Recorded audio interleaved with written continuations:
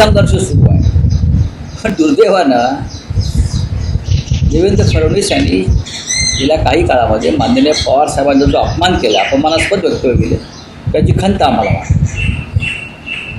आम्ही तर अशा व्यासपीठावर गेलो हे सहकार विकारनंतर आमच्यामुळे काय अडत नाही, आपल्यामुळे जग अडत आहे, राष्ट्र अडत आहे, या भूमिकेतून राजकारण्याने बाहेर पडलं नाही. पण राऊतसाहेब, या सगळ्या पार्श्वभूमीत शरद पवारांनी त्यांचा संघर्ष हा संपवलेला आहे असं वाटतं तुम्हाला? मला असं वाटत नाही.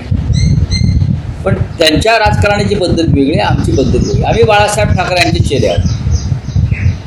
आम्ही फटे लेकिन हटे नाही या भूमिकेचे.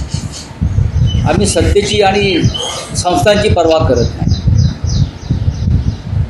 नेशन फर्स्ट, स्टेट फर्स्ट ही भूमिका आमची जरूर आहे. पण आमच्या संस्था टिकाव्यात, आमचे कारखाने टिकावेत, कारखान्यावरची आमची माणसं टिकावीत, म्हणून आमचं राजकारण नाही आहे.